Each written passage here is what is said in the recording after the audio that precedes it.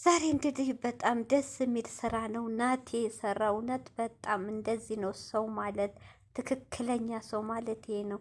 የሰውም መጣላት የሰውም መለያየት የማይወድ እውነቴ ነው ፈጣሪውን የሚፈራ ትክክለኛ ጓደኛ ማለት ይሄ ናቲ ነው። በጣም እውነት። ሰላም አለይኩም ሀገሬ ዩቱብ ቻናል ተከታታዮቼ፣ ውዶቼ፣ ማሮቼ፣ ሀገሮቼ ልጆች በያላችሁበት ሰላማችሁ ብዝዝት ይበል። እንዲሁም ክርስቲያኖቶቼ ሰላማችሁ ይብዛ። እንግዲህ ዛሬ በናቲ ቤት ብሩኬን ሀሰንንም አንጥቶ ያው ትናንት አይታችኋል። በሚፍታ አንጥቶ አልቻለም፣ ሁለቱን አላመጣም። ያው ሀሰን እንግዲህ እኔ ሳስበው እህቶች ሀሰን አነጋገር አይችልም። እውነቴ ነው። እኔ ውስጡ ቂመኛ ሸረኛ የሆነ ልጅ አይመስለኝም። አነጋገር አይችልም።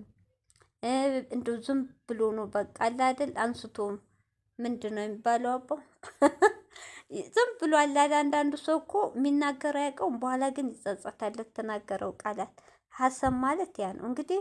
ምንድን ነው ሀሰን ብሩኬን እንደዚህ ብሩኬን ያስከፋው ነገር ንግግሩ፣ የሚጥላቸው ቃላት ሀሚና ብሩኬን ለማቅረብ ሳይሆን ለማራራቅ ነው። ገብቷችኋል?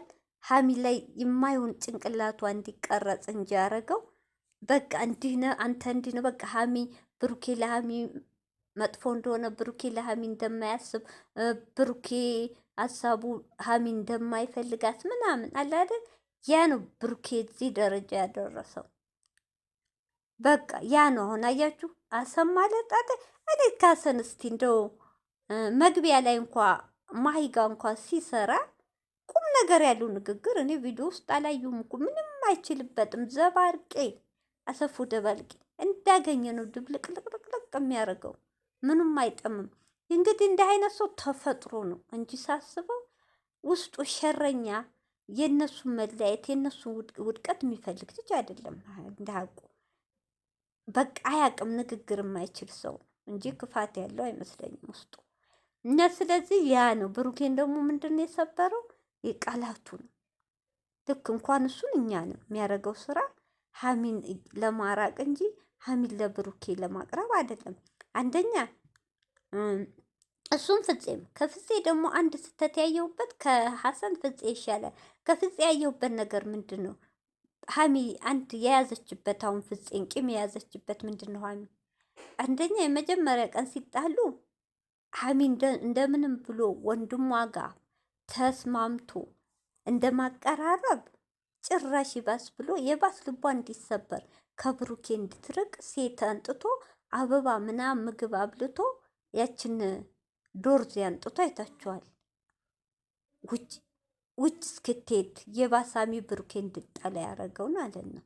አንድ ስተት ፍፄ የሚያስጠላው የፍፄ ስራ ደግሞ ሴት መገተት ነው። ለብሩኬ አንድ ወንድ ልጅ ትክክለኛ ጓደኛ ሴት ሳይሆን ራሱን ትሪት ማድረግ እንጂ ሴት የባስ ካጠገቡ ካለችው ከሚወዳት ጋር ማራራቅ ማለት ነው። በዛ ነው ሀሚ አጠራቅማ ፍፄ እንድጠላ ያደረገችው። ሲቀጥል ደግሞ ሰሞኑን ያደረገው ምንድን ነው? ብሩኬን አያረግም። ብሩኬ ልክ አይደለም ነው እንጂ አንድ ቀን ልክ ነው ብሎ ያቅም። ልክ ሀሚ እንደ ጥፋተኛ ማለት ነው። እሱ ነው ስተቱ። ሲቀጥል ደግሞ ቤቷ ሂዶ ሀሰን ሻንጣውን የብሩኬን እቃ አውጥቶ ውጣ ሲል በጤደው ምንድን ነው ያደረገው? የሀሚን ከግርግዳ ፎቶ አውርዶ ምን ይሰራል? ሆያችሁ ሁለቱም ጥፋተኛ ናቸው። ይሄ ምንድን አለማወቅ ነው። አዙሮ አለመሰብ ነው። የኋላቸውን የፊታቸውን ነው የሚራመዱት እንጂ ከኋላ የሚመጣውን ችግር አያስተውሉም። ሁለቱም ማለት ነው። እነሱ ሁለቱ እኮ ሁለቱን ተመካክረው አካባቢያቸው ያሉት እሱ ፍፄ ሀሰን እነ ቤኪ ምናምን በውስጥ ካሜራ የማያስፈልግ በውስጥ ተሰባስበው ብሩኬ ጥፋተኛ ነው፣ ሀሚ ጥፋተኛ ነው፣ ብሩኬ እንዲህ ነው፣ ሀሚ እንዲህ ናት ሳይባል እነሱ ጭንቅላት ቢኖራቸው ሰብሰብ ብለው ተወያይተው ሁለቱን ማስታረቅ ነበር። እና ሀሰን ከፍፄ ደግሞ እጥፍ ድርብ ሀሰን ጥፋተኛ ነው። ሀሰን ደግሞ ምንድን ነው የሚናገረው? አያውቀውም። ብሩኬ ልከኛ እንደሆነ ያውቃል። ጭራስ እንዲናደር ነው የሚፈጥራቸው ነገሮች፣ ሀረካቱ የሚያደርገው ነገር እንዲናገር የባስ እንዲናደድ እንጂ እንዲበርድ አይደለም። በቃ የሚያደርገው ስራ ሁሉ ያስጠላል።